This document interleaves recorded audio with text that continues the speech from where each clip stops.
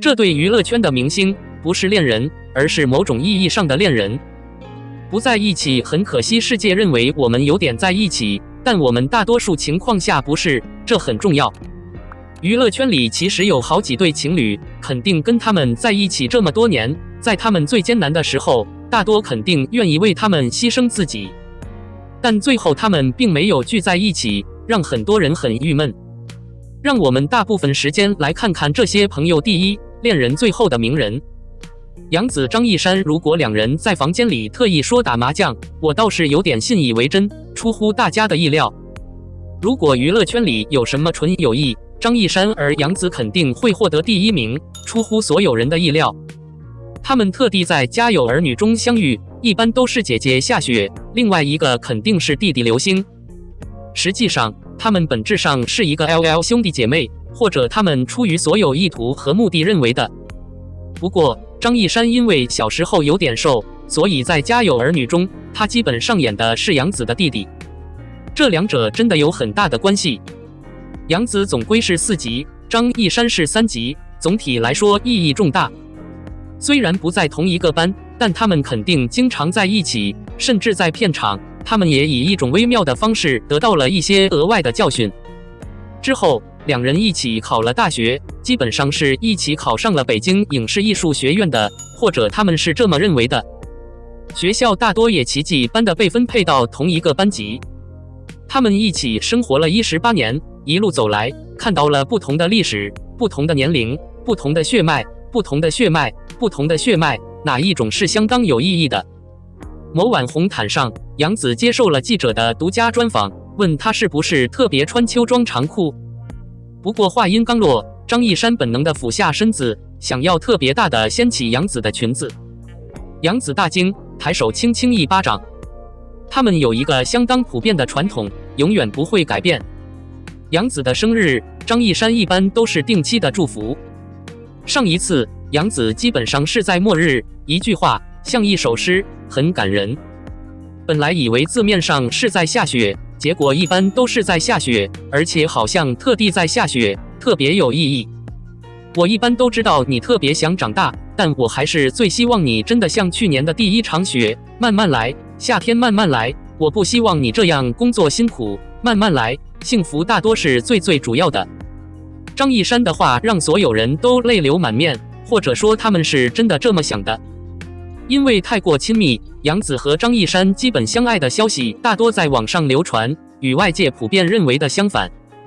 张一山和杨紫闻言哈哈大笑，对视了一眼，大概是这么想的。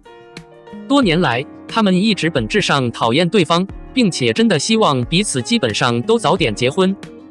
但具体不得不说，两人的心在微妙的程度上是截然不同的。杨紫曾经基本说过，虽然两人特别是很久没有见面了，但是每次见面都会很热情，就像亲人一样，基本永远是相守的心。02，你要做的第一个因素是对你正在从事的事情有一个很棒的概念。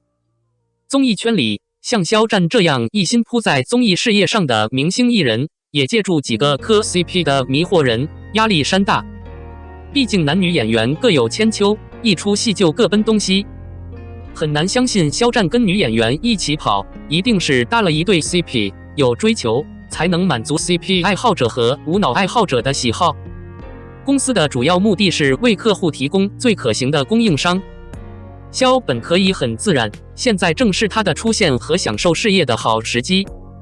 请那些别有用心的人自己行动，现在不再为了自己和他人之间的损害和痛苦而不考虑后果。肖若心中有同伙，时机成熟，他一定会向公众做出正当的表态。说得客气一点，你和肖没有关系，那你为什么要把问题和痛苦归咎于别人呢？真正的现实是，您将能够获得比其中一些更大的负债。你会如何体验它？这就是为什么必须应用你的思想，并且不要忘记后果的原因。不要为了个人的短期满足而抛开不同的人的情绪，离开自己和别人去批评，这是一个成熟现实的男人或女人应该做的事情吗？我想每个有道德意识的人现在可能不再走下坡路和 CP 乱来，目的是对他人造成不良影响。我希望那些为肖战操心的人，以为自己可能是肖战的亲朋好友，醒悟过来，不再是一厢情愿的追问和自私自利。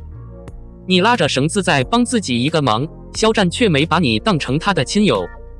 就好像你注意到一个帅哥，人类现在已经不同意做你的男朋友了，你应该先给自己贴上别人的闺蜜或命运丈夫的标签。这种不切实际的预言和自卫，就现在不再是一个成熟而现实的人类应该有的行为。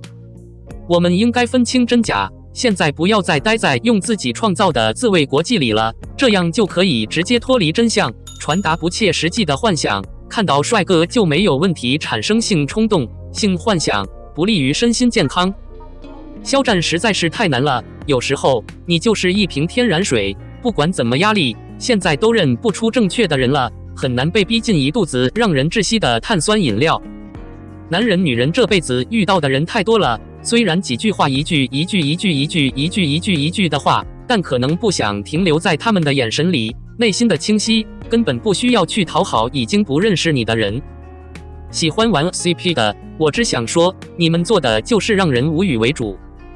你为什么不能从肖战的功劳上看出来分析，反而喜欢插手别人的私事？这种人类最大的明显倾向之一就是吹嘘自己的剑，害怕竞技场现在不再混乱，以免其他人现在不再翻身。这种人最大的特点就是幸灾乐祸，在为肖战担心的号召下，把问题上载到肖战身上。如果你喜欢小张，就应该多分析一下小张的本色，不要管小张的私事，多做一些正经的事，这是一个有优势的励志偶像应该有的行为。公司的主要目的是为客户提供最可行的供应商。一个成熟稳重的男人或女人，应该有一个现实的、有目标的心态，冷静地观察整个事情，而不是自以为是、不计后果地给别人带来负担和痛苦。